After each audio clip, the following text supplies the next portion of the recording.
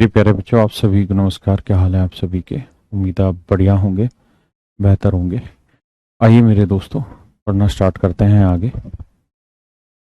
पहले तो मैं आपके कुछ वो क्वेश्चन करा लेता हूँ जो प्रपोर्शन के कल रह गए थे। देन उसके बाद फिर हम चर्चा करेंगे रेशियो वाले पोर्शन पे।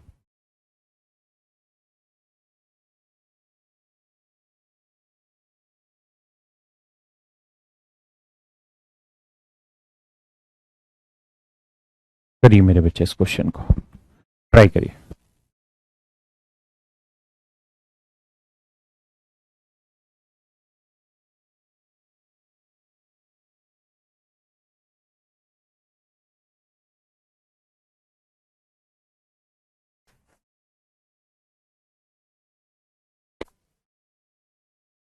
इस सवाल इस क्वेश्चन में आपको करना क्या चाहिए?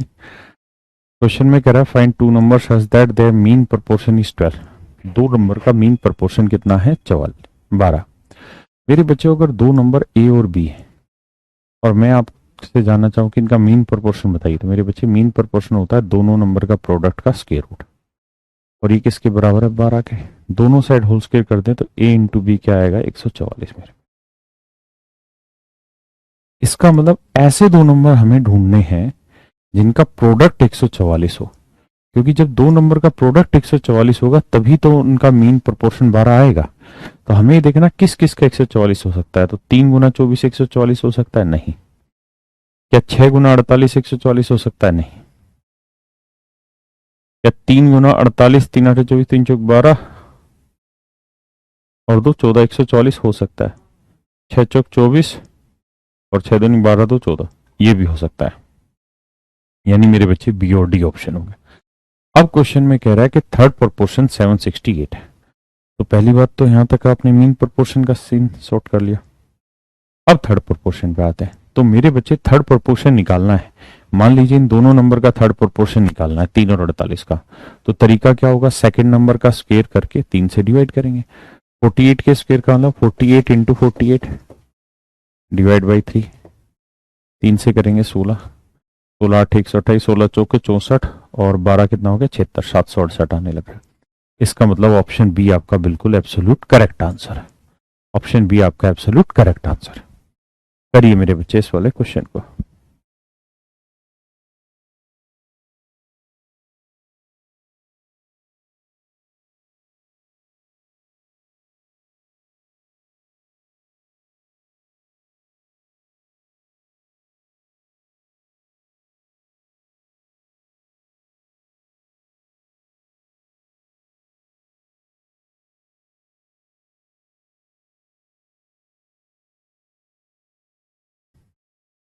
कह रहे एक्स और वाई ऐसी दो संख्या है जिनका माध्य अनुपात 16 और तृतीय अनुपात 28 है। तो मेरे बच्चे दो नंबर है एक्स और वाई, इनका मीन प्रोपोर्शन है 16। तो नेचुरल सी बात है एक्स इंटू वाई की वैल्यू कितना हुआ? 256।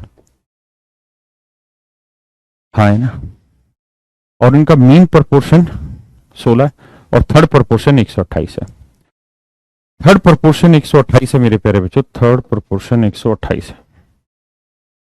तो सबसे पहले बात तो हमें ये देखना है 16 8 128 ये तो होगा नहीं। 8 दूनी 16 8 24 और 1 25 ये हो सकता है।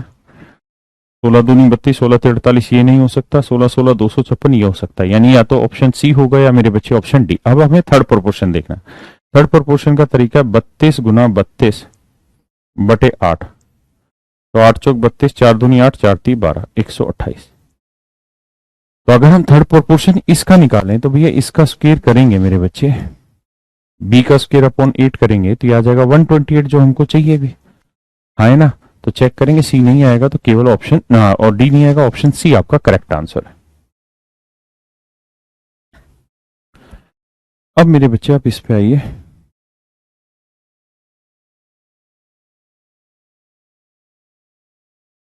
करिए इस क्वेश्चन को।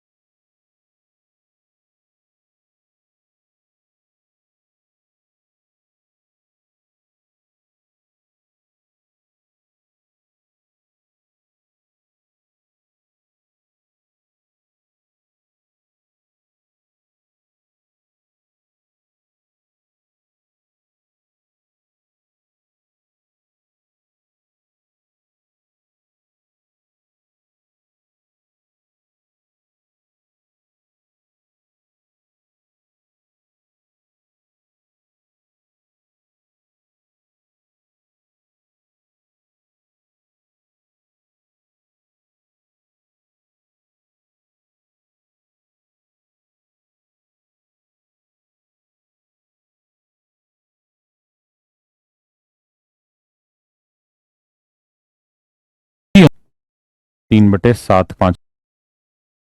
देखिए मेरे बच्चे, आइए सवाल पे। कहता है भिन्न ज्ञात करें जिसे 1/27 से वही अनुपात हो जो 3/7 का 5/9 से। कहते हैं 1/27 का वही अनुपात हो उस भिन्न का जो अनुपात मेरे बच्चे 3/7 का 5/9 से। तो एक बड़ी बेसिक सी बात है मेरे बच्चे, कुछ सोचना ही नहीं है आपको बहुत ज्यादा। सबसे पहले तो आप ये देखिए, कहता है वह भिन्न ज्ञात करें जिसका 1/27 से वही अनुपात हो जो 3/7 का 5/9 से। यानी वो नंबर जो है वो है मेरे बच्चे 1/27। कहता है वो फ्रैक्शन है, यहाँ मान लीजिए x कोई फ्रैक्शन है, उसका 1/27 से वही रेशियो होना चाहिए जो 3/7 का 5/9 से।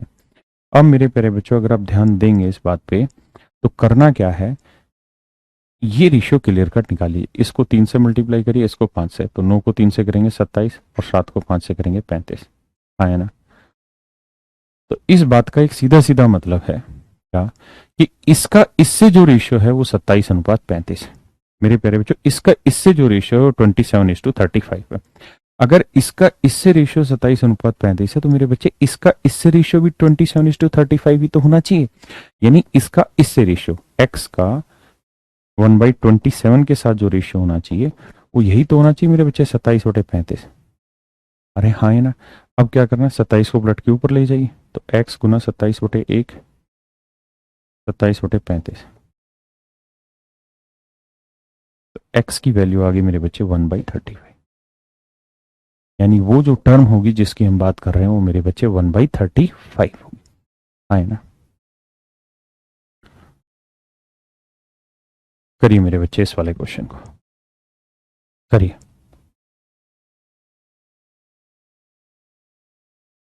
करो मेरे बच्चे इस वाले क्वेश्चन को। 8 से भाग को कुछ बेसिक चीजें थे।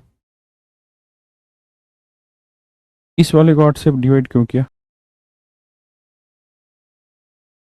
सिद्धांत भाई क्यों परेशान हो रहा है?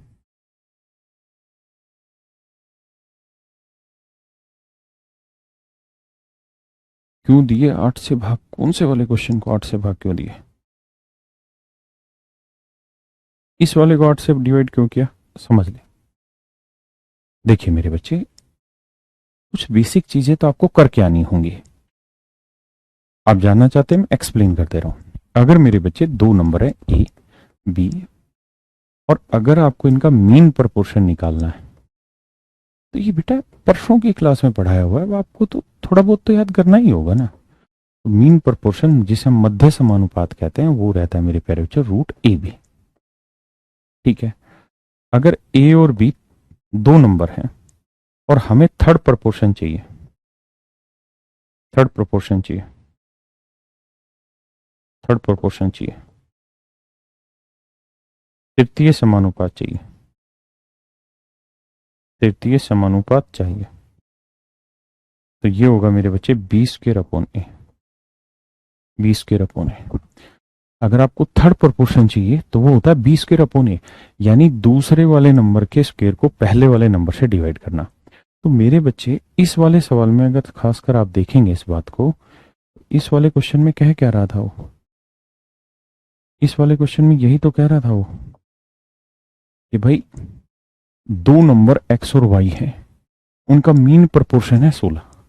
तो x और y का मीन प्रोपोर्शन 16 है, तो ये होता है मीन प्रोपोर्शन का फार्मूला। तो x इंटू वाई मेरे बच्चे कितना आएगा, 256। हाँ है ना। अब कह रहा है कि इन x और y का थर्ड प्रोपोर्शन 128 है, तो मेरे बच्चे x y का थर्ड प्रोपोर्शन निकालना है, तो क्या फार्मूला होगा, y²/x। यही तो होगा 128। लेकिन हमें सबसे पहले ऐसे दो नंबर ढूंढने जिनका मल्टीप्लीकेशन 256 हो। तो 16 8 128 ये नहीं बन रहा था, ये भी नहीं बन रहा था मेरे बच्चे, एक ये बन रहा था और एक ये बन रहा था। तो हमारे पास दो ऑप्शन सेट हुए, या तो ऑप्शन सी आंसर होगा या ऑप्शन डी आंसर होगा। अब मेरे बच्चे बात ये है कि जो सेकंड नंबर है, एक नंबर 8 है, एक 32, तो यहाँ चेक कर लेते हैं क्या 8 और 32 का थर्ड प्रोपोर्शन ये बन रहा है। तो y की जगह क्या है 32, तो 32 का स्क्वायर लिखेंगे, 32 इंटू 32 डिवाइड करेंगे 8 से। अब देख रहे हैं मेरे बच्चे क्या 128 आ रहा है, अगर हाँ आ रहा है तो इसका मतलब वो दो नंबर 8 और 32 है। इसमें कौन सी दिक्कत हुई आपको, जो आप कह रहे हैं जवाब नहीं दे रहे, जवाब नहीं दे रहे। भाई हर चीज का जवाब मिलता है, थोड़ा पेशेंस रखना पड़ेगा ना, इतना आसान थोड़ी चीजों को कर लेना।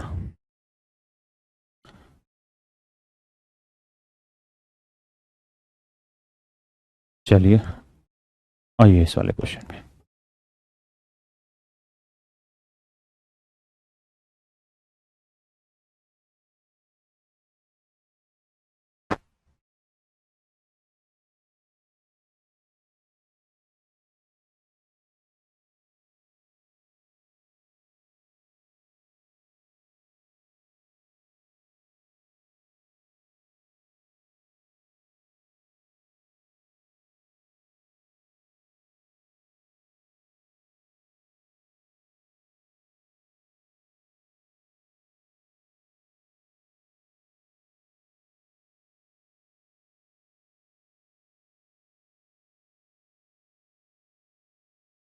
गलती हो रही है, अब चिंता ना करो, अब यही है मेरे बच्चे, अब मैं कहीं नहीं चला जाऊंगा।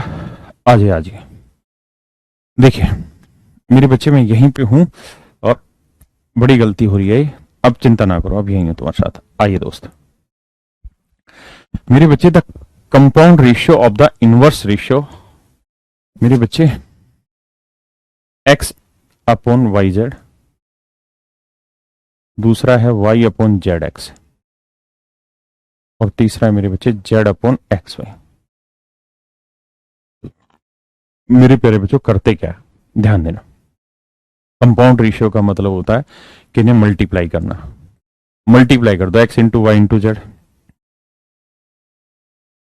और मेरे बच्चे नीचे मल्टीप्लाई करोगे तो y 2 बार, x 2 बार, z 2 बार, तो ये आ जाएगा x y z की पावर 2। इससे मेरे बच्चे कैंसिल करोगे तो आंसर आएगा 1 अपॉन एक्स वाई जेड, यानी रेशियो आ जाएगा मेरे 1:x वाई जेड। तो मेरे प्यारे बच्चों हमारा ए ऑप्शन आंसर हो जाएगा। सॉरी, इन्होंने पूछ दिया इनके व्युत्क्रमों का अनुपात, तो ये जो रेशियो आया ना ये तो डायरेक्ट आया, तो हमें इसका व्युत्क्रम करना होगा, व्युत्क्रम करना होगा तो इसे पलटना होगा, पलटना होगा तो x y z is to 1 आ जाएगा। माफ करिएगा, देखिए इनवर्स पूछा है, कंपाउंड तो पूछा है लेकिन इनके इनवर्स का, तो दो तरीके, या तो इनको पलट के गुना कर दो या इनको गुना करके फिर जो आंसर आए उसे पलट दो, मर्जी आपकी। इनवर्स पूछा, माफ करिएगा, हाँ है ना, इनवर्स पूछा तो हमने उसको ऐसा कर दिया।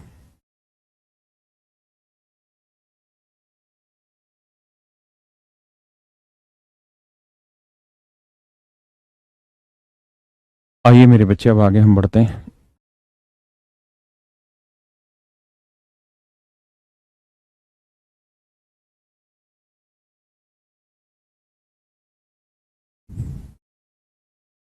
पूरा दिखाई दे रहा है मेरे बच्चे, अब करिए।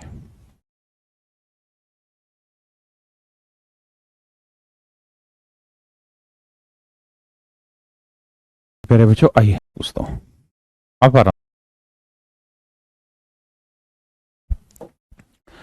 देखो दोस्त, मैं आपसे एक बेसिक बात पूछता हूं, आप आराम से समझना। मैं कह रहा हूं यार एक आदमी है ए, उसकी स्पीड है 5 किलोमीटर पर आवर, और एक दूसरा आदमी है बी, उसकी स्पीड है मेरे बच्चे 7 किलोमीटर पर आवर। दो आदमी है मेरे प्यारे बच्चों ए और बी, एक की स्पीड है 5 किलोमीटर पर आवर और दूसरे की स्पीड है मेरे बच्चे 7 किलोमीटर पर आवर। मेरा सवाल आपसे यह है कि अगर ये किसी डिस्टेंस को ट्रेवल करते हैं, सवाल रेशियो का ही है, बस कॉन्सेप्ट समझाना चाह रहा हूं, किसी डिस्टेंस को ट्रेवल कर रहे हैं, तो मेरे बच्चे 5 की स्पीड से उसी डिस्टेंस को ये ट्रेवल कर रहा है, बी 7 की स्पीड से उसी डिस्टेंस को ट्रेवल कर रहा है, तो 5 और 7 कैलसियम आया 35। तो मान लेते हैं हम कोई डिस्टेंस है 35 किलोमीटर, तो 5 की स्पीड से 35 किलोमीटर चलेगा तो कितना टाइम लेगा, 7 घंटे, और 7 की स्पीड से 35 किलोमीटर चलेगा, टाइम लेगा 5 घंटे। तो आपने एक चीज देखी यहां पे क्या, कि सर इनकी स्पीड का जो रेशियो था वो था 5:7। तो मेरे प्यारे बच्चों इनके टाइम का क्या रेशियो हुआ, 7:5।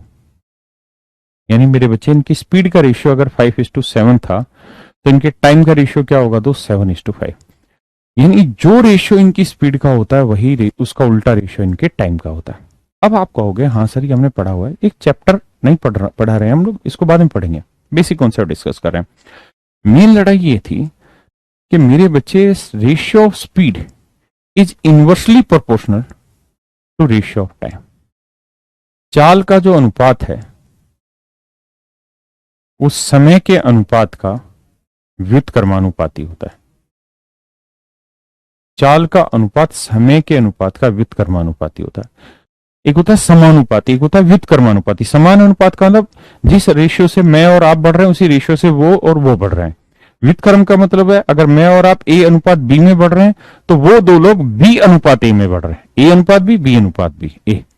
तो मेरे बच्चे अक्सर आपने ये पढ़ा होगा कि स्पीड का रेशियो टाइम का इनवर्सली प्रोपोर्शनल होता है, या बहुत बार ऐसा भी लिखा रहेगा कि टाइम का रेशियो स्पीड का इनवर्सली प्रोपोर्शनल रहता है ना, उल्टा होता है। लेकिन ऐसा होता कब है? ऐसा होता तभी है जब कोई एक कांस्टेंट कंडीशन फिक्स हो, जब एक कांस्टेंट वैल्यू के या फिक्स वैल्यू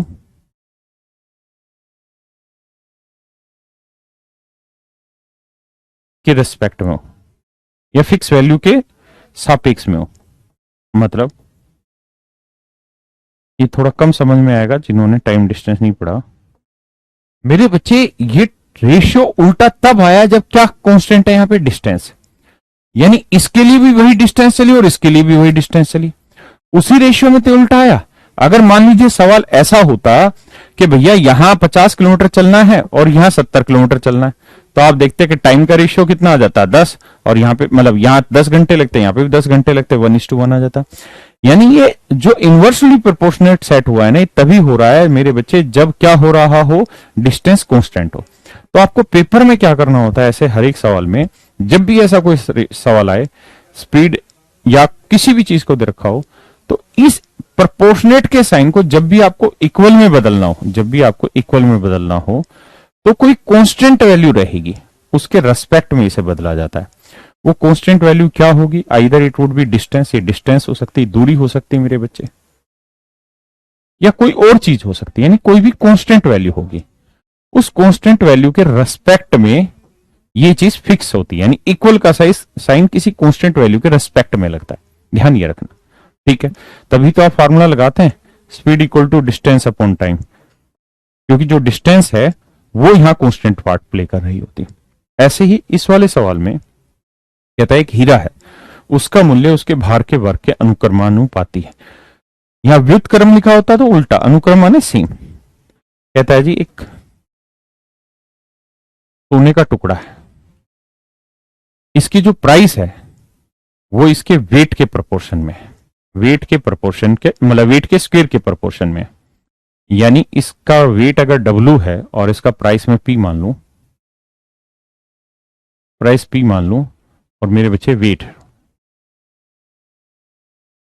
W मान लूं, तो इसका जो प्राइस है क्वेश्चन में कह रहा है डायरेक्टली प्रोपोर्शनल है to the square of its weight. कहता है इसके वर्ग के वजन के वर्ग के समानुपाती। हाँ है ना मेरे बच्चे, समझ रहे हैं? पक्का? अब आगे आते हैं। तो मैंने अभी आपको एक बात समझाई कि अगर इसे इक्वल में बदलना हो तो बड़ा आसान है।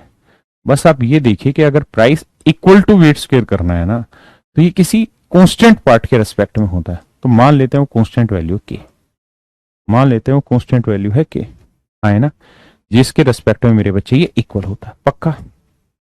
अब कह रहा है एक आदमी के पास ये सोने का मतलब कोई टुकड़ा था, उसने इस टुकड़े को क्या किया? इस सोने के पीस को 3 टुकड़ों में बांट दिया, 3 टुकड़ों में तोड़ दिया, 3 टुकड़ों में तोड़ दिया, और इन तीनों टुकड़ों के वजन का अनुपात है 3:5:7, 3:5:7। क्या है मेरे प्यारे बच्चों? 3:5:7 है, हाँ ना। यानी इस टुकड़े का वजन 3 यूनिट है तो इस टुकड़े का वजन 5 यूनिट, तो इस टुकड़े का वजन 7, तो टोटल वजन 3 और 5 8 और 7 15 यूनिट। यानी अगर नहीं तोड़ते तो भी टुकड़े का वजन तो 15 यूनिट रहता है। भाई बड़ी सीधी सी बात है, किसी चीज को ब्रेक कर देंगे तो उसका वेट टूट जरूर जाएगा, लेकिन रहेगा तो उतना ही ना जब जोड़ेंगे। तो ऐसा थोड़ी है कि मान लीजिए पेन है, इसके 2 टुकड़े कर दिए, अभी 1 किलो का और 2 टुकड़े होने के बाद दोनों टुकड़ों का वजन 200 ग्राम है, ऐसा थोड़ी हो गया। दोनों टुकड़ों का वजन भी 1 ही किलो होगा, यानी उनका वेट सेम रहेगा। तो अगर पहले टुकड़े का वेट 3 यूनिट था, इसका 5, इसका 7, तो 3 और 5 8, 7 15, यानी पूरे टुकड़े का वजन था 15।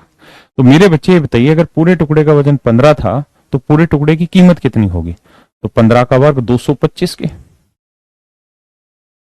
पूरे टुकड़े की कीमत कितनी होगी? 225 के। मेरी बात समझे या नहीं? अब मैं कहूं यार इस टुकड़े की कीमत बताओ, तो 3 का वर्ग रखोगे 9 के। इस टुकड़े की कीमत बताओ 25 के। इस टुकड़े की कीमत बताओ 49 के। हाँ है ना? यानी तोड़ तोड़ के बेचेगा तो इतने इतने इतने में बिकेंगे, बिना तोड़े बेचोगे तो इकट्ठा इतने में बिकेगा। तो तोड़ तोड़ के अगर बेचोगे तो 9 और 5 14 और 9 23, 4 2 6 और 2 8। तो तोड़ तोड़ के बेचोगे मेरे बच्चे तो बिकेगा 83 के का, बिना तोड़े बेचोगे तो 225 के। एक बार समझो फिर दोबारा समझाता हूं।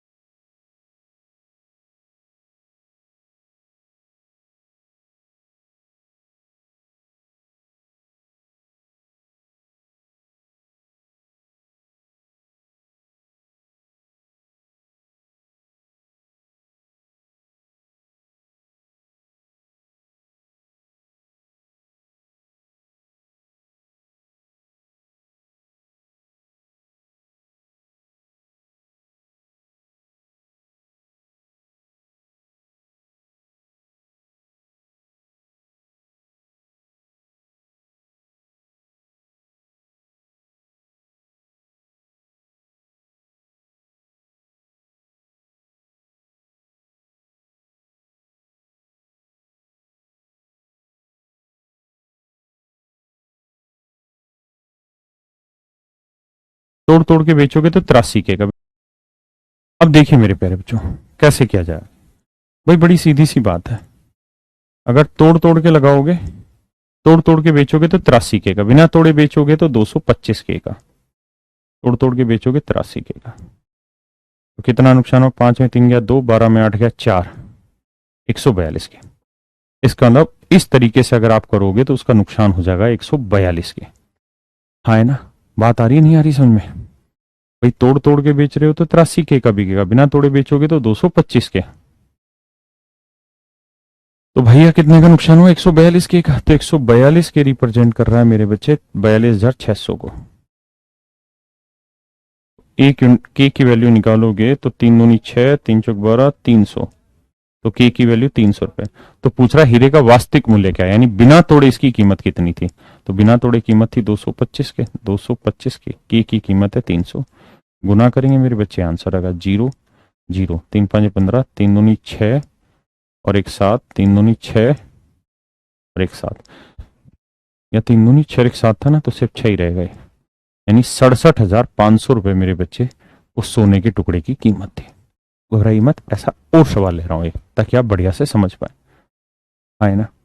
बेटा लगा दियो।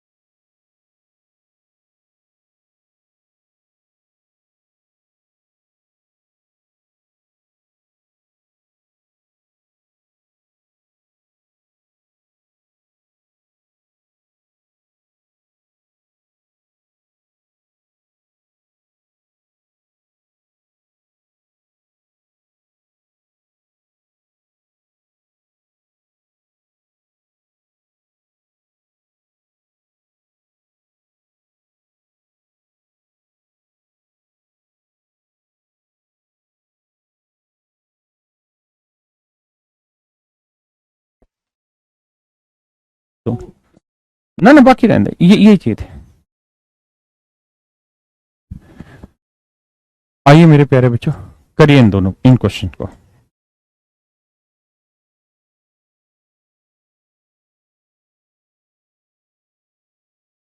करिए मेरे बच्चे करिए। इसके वजन के वर्ग के समानुपाती है। कहता है जी सोने की जो कीमत है वो इसके वेट के स्क्वायर के प्रोपोर्शन में है। पहली बात ये दे दी। अगर आप मेरे बच्चे इसे इक्वेट करना चाहते हो तो किसी कांस्टेंट वैल्यू के साथ लगा के इक्वेट कर दो, पहली बात। दूसरी, कहता है ये सोने का कोई टुकड़ा था,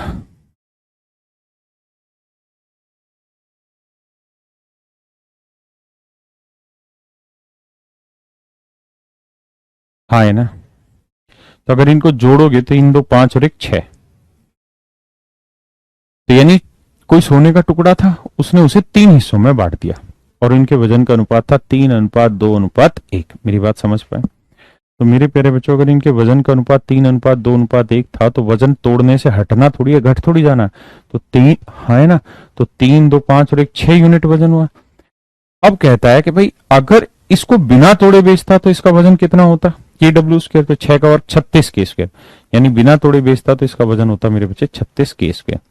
लेकिन तोड़ के बेच रहा है तो इसका वजन हो जाएगा 3 का स्क्वायर 9 के स्क्वायर, 9 के, 2 का 4 के और 1 का के। अब जोड़ेंगे मेरे बच्चे तो 9 4 13 और एक 14 के। तो तोड़ तोड़ के बेचोगे मेरे प्यारे बच्चों 14 के, सॉरी, तोड़ तोड़ के बेचोगे मेरे बच्चे तो वजन आएगा 14 के, मतलब प्राइस आएगा 14 के। बिना तोड़े बेचते तो कीमत आती 36 के, यानी बिना तोड़े बेचते तो 36 के में बिकता, तोड़ तोड़ के बेचोगे तो 14 के में। तो कितने का लॉस हुआ? तो आप कहेंगे सर 22 के का लॉस हुआ, हाँ है ना, 22 के का लॉस हुआ, हाँ है ना, जबकि लॉस दे रखा है 4,620 रुपए का। तो मेरे प्यारे बच्चों के की वैल्यू निकालेंगे 4620 बटे 22, तो के की वैल्यू आ गई 210। ये मेरे बच्चे आपका सही आंसर। क्या के की वैल्यू 210, लेकिन उसने पूछा कि अगर बिना तोड़े बेचते तो कितने का बिकता, तो 36 के स्क्वायर का, तो 36 के का। तो मेरे बच्चे के की वैल्यू 210 है, तो 36 गुना 210 गुना कर देंगे, that is your right answer. बच्चे कह रहे हैं 7600 7560, ऐसा ही मेरे बच्चे। बेटा जंप वाला क्वेश्चन है, ये टाइम एंड डिस्टेंस में पढ़ाता हूं मैं। जंप वाले क्वेश्चन हर एक टीचर का ना क्वेश्चंस की कैटेगरी, मतलब कैटेगराइजेशन जो है उसके अकॉर्डिंग अलग अलग होता है। जैसे मैं जंप वाला होता है कि इतने जंप में बंदर इतना चल देता है, कुत्ता इतना चल देता है, वो सारा मैं टाइम एंड डिस्टेंस में पढ़ाता हूँ। एक इसी में क्वेश्चन आता है मोमबत्ती वाला, वो मैं टाइम एंड वर्क में पढ़ाता हूँ, जहाँ सेम वर्क वाली बात होती है। तो आप घबराइए मत, आपको कोई क्वेश्चन मिस नहीं होगा। लास्ट क्वेश्चन इनवर्सली नहीं था, लास्ट क्वेश्चन भी डायरेक्टली प्रोपोर्शनल ही था। अगर व्युत कर्मानुपाती होता मेरे बच्चों, यही क्वेश्चन मान लो व्युत कर्मानुपाती हो दिया होता, फिर क्या करते? तो फिर आपको सवाल ऐसे उठाना होता कि सर प्राइस जो होता ना उस केस में इनवर्सली प्रोपोर्शनल हो जाता वेट के स्क्वायर के। तो मेरे प्यारे बच्चों इसे हम लिख देते हैं प्राइस इक्वल टू कोई constant part upon W square. हम ऐसे करते फिर उस क्वेश्चन को, मेरी बात समझे? आइए अब जैसे ये वाला क्वेश्चन है, बेहतरीन क्वेश्चन करिए।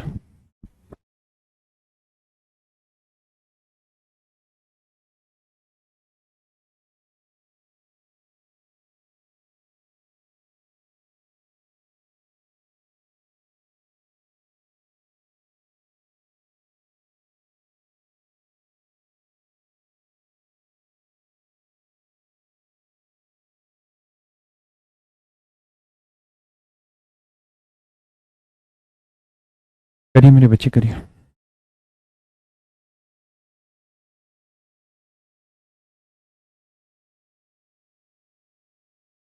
तो समझ में ही नहीं आ रहा क्या बात कर रहा है। आसान सा सवाल है, समझ में क्यों नहीं आ रहा? ध्यान दो। कहता है ए और बी के घन, ए बी के घन का व्युत्क्रमानुपाती। कहता है ए बी के घन का व्युत्क्रमानुपाती, घन माने cube. A is inversely proportional to the cube of B. A B के घन का व्युत्क्रमानुपाती है। अब कह रहा है इफ ए इक्वल्स टू 3, अगर ए की वैल्यू 3 है और बी की वैल्यू 2, देखो मेरे प्यारे बच्चों, ए इक्वल का साइन ये के अपॉन बी क्यू, ऐसा लिख सकते हैं? आप कहेंगे बिल्कुल लिख सकते हैं। ये सर बन गया एक स्टैंडर्ड रिजल्ट। अब कह रहा है अगर ए की वैल्यू 3 लोगे, ए की वैल्यू 3 लोगे तो बी की वैल्यू लेनी होगी मेरे बच्चे 2। तो यहाँ 2 का क्यूब था, तो 2 का क्यूब क्या हुआ 8, 8 थी 24, तो मेरे बच्चे के की वैल्यू क्या आ गई 24, है ना? के की वैल्यू आ गई 24। अगर के की वैल्यू 24 है तो इसमें रख देता हूं मैं, ए इक्वल टू के की वैल्यू 24 बटे बी क्यू, आए ना मित्र? अब आगे आते हैं। अब कह रहा है अगर ए की वैल्यू 8 बटे 9 है, अगर ए की वैल्यू 8 बटे 9 है, 24 है, तो बताइए बी की वैल्यू क्या होगी? था वही फंक्शन तो यही है, ए इक्वल्स टू के अपॉन बी क्यूब। तो के की वैल्यू 24 है, ए की वैल्यू 8 बटे 9, तो कह रहा बी की वैल्यू क्या होगी? तो 8 तिया 24, 9 तिया 27, तो बी क्यूब की वैल्यू आ गई मेरे बच्चे 27। और बी क्यूब की वैल्यू 27 है, तो 27 को लिख सकते हैं 3 की पावर 3। तो मेरे बच्चे यहां से रिलेट करेंगे तो बी की वैल्यू आ जाएगी 3। मेरे प्यारे बच्चों बी की वैल्यू क्या आ जाएगी 3, आए ना? Is this okay for you और नॉट? सही या गलत? सिंपल बताइए बस। अब आगे भी क्वेश्चन लेते हैं।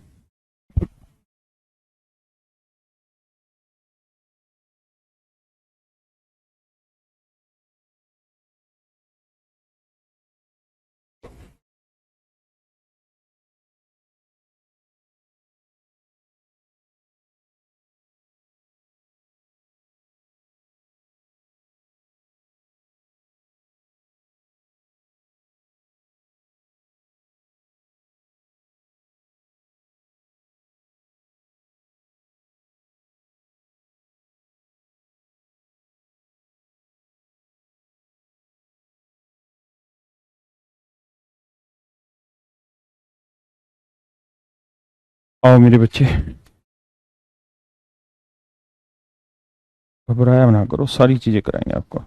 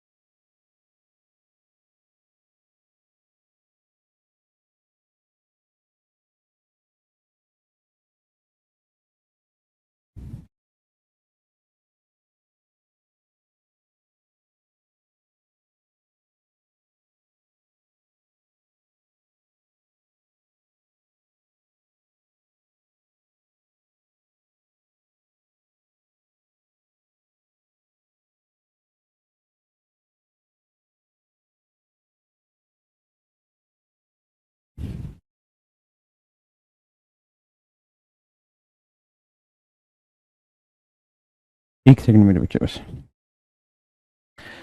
देखिए लगभग आपका क्वेश्चन हो गया, लेकिन फिर भी मैं ऐसा क्वेश्चन देख रहा हूँ कोई बचा हो तो उसे कर ले आप। समझ रहे हैं मेरी बात? क्योंकि अदरवाइज फिर ये रेशियो प्रोपोर्शन आपका पूरी तरह कंप्लीट हो जाएगा।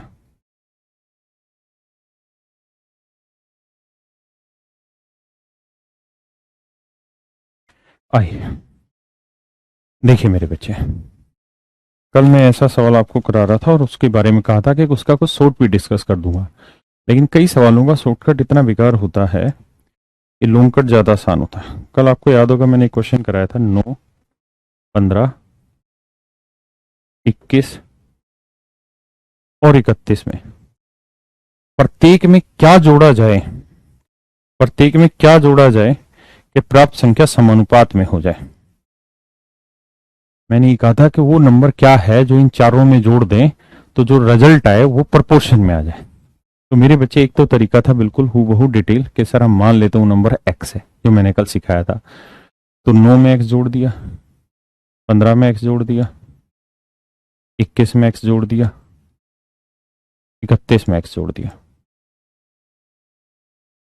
तो मेरे प्यारे बच्चों इसका इससे प्रोपोर्शन, इसका इससे प्रोपोर्शन, तो मैंने सिखाया था 9 जमा एक्स गुना 31 जमा एक्स, 15 जमा एक्स, 21 जमा एक्स, नजदीक नजदीक वालों गुना, दूर दूर वालों गुना। ये मैंने समझाया था मेरे बच्चे। नया चैप्टर कल से स्टार्ट करेंगे, आज हो नहीं पाएगा क्योंकि उसका बेसिक स्टार्ट भी कराऊंगा तो बेहतर तरीके से आगे बढ़ नहीं पाएगा, और अगला चैप्टर बहुत भयंकर है। तो 9 को 1 9 1 9 9 27, बस 2 सेकंड इसका शॉर्ट समझाने की कोशिश करूँ कि कितना बेकार है इसका शॉर्ट। 31 को एक्स से किया, 31 एक्स, फिर एक्स किया, 15 एकम 15, 15 दूनी 30 और 1 31, 15 एक्स जमा 21 एक्स जमा एक्स स्क्वायर। मेरे बच्चे एक्स स्क्वायर से एक्स स्क्वायर कटा, 21 और 15 हो गया 36, 31 और 9 हो गया 40, 40 में 36 क्या बचा 4x, और 15 और 21 हो गया कितना, 15 21 हो गया 36, तो x की वैल्यू आई थी 9। यानी 9 वो नंबर है जिससे आप सब में जोड़ देंगे तो प्रोपोर्शन में आ जाएगा, है ना। रेशियो प्रोपोर्शन का ही एक हिस्सा था। अब बात थी कि कुछ बच्चे कहते सर इसका शॉर्टकट बताइए, मुझे अब इसका शॉर्टकट डिस्कस करना था। देखिए मेरे बच्चे शॉर्टकट डिस्कस कर देता हूं। अब अगर आप इनमें 9 जोड़ेंगे तो सभी में रेशियो सेम आ जाएगा। देखिए ऐसे सवालों को करने का एक तरीका तो है मेरे बच्चे ऑप्शन, कि ऑप्शन से वैल्यू लो, जोड़ जोड़ के देख लो। दूसरा तरीका, इन दोनों के बीच का डिफरेंस ले लो मेरे बच्चे। 9 और 15 के बीच का डिफरेंस कितना है 6, और इन दोनों के बीच का डिफरेंस ले लो, 9 और 31 के बीच का डिफरेंस ले लो 22। पहले इतनी बात को समझो फिर समझाता हूं, और घबराई नहीं। कितना है 6, और पहले और आखिरी का डिफरेंस ले लो, आया 22। फिर क्या करना है मेरे बच्चे, इस 6 को तो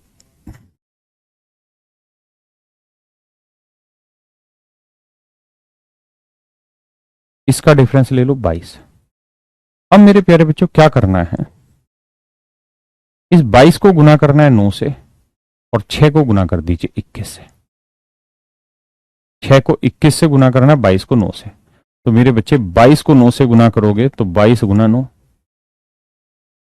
माइनस 6 गुना 21 बटे में 22 माइनस 6। अब करके देखते हैं, 9 दूनी 18, 9 दूनी 18 और 1 19, आए ना। 6 कम 6, 6 दूनी 12। तो मेरे भाई अब क्या आया, घटाओगे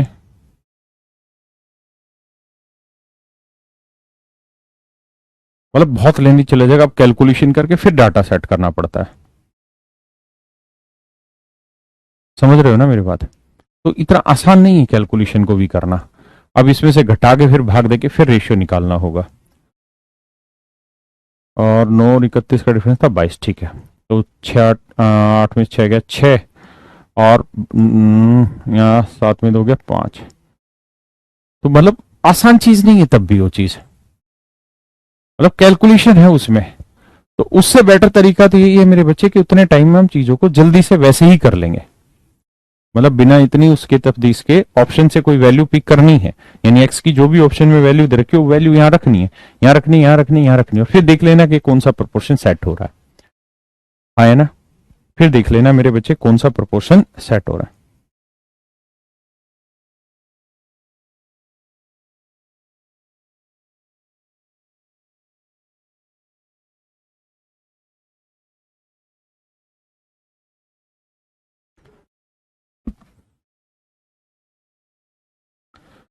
देखो कैलकुलेशन ऐसे मैं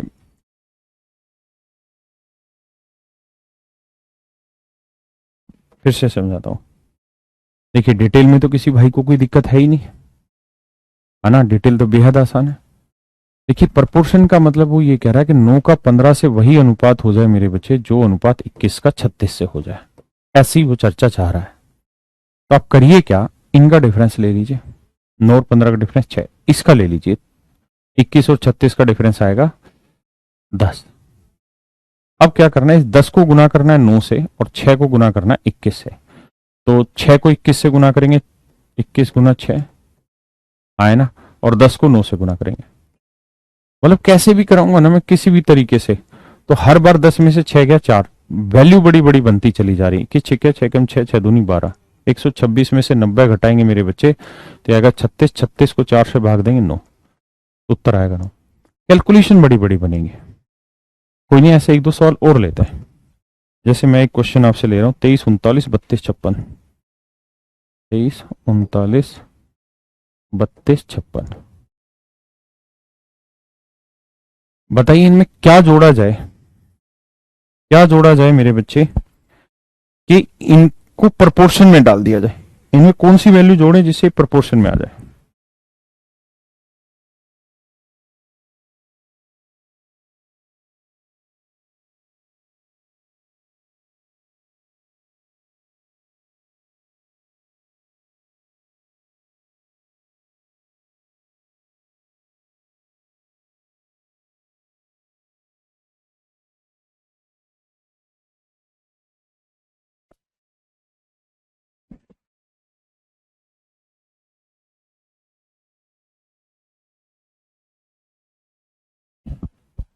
अब देखिए मेरे बच्चे इस सवाल को कैसे करें। कह रहे जी क्या जोड़े कि परफेक्ट मतलब वो बन जाए, प्रोपोर्शन बन जाए। 23 और 39 का डिफरेंस ले लो तो ये आएगा 16, 6 3 9 2 1 3।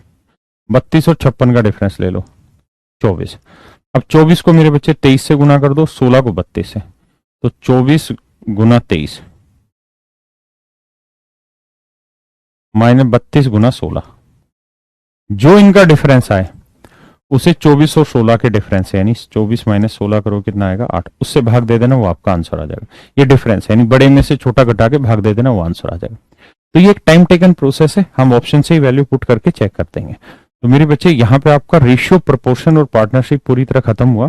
कल हम आगे बढ़ेंगे मिक्सचर एंड एलिगेशन के लिए। तो उम्मीद है आप थोड़ा बहुत पढ़ के आएंगे ताकि अगली क्लास में कुछ काम कर सकें। Thank you, have a nice day to everyone. और आज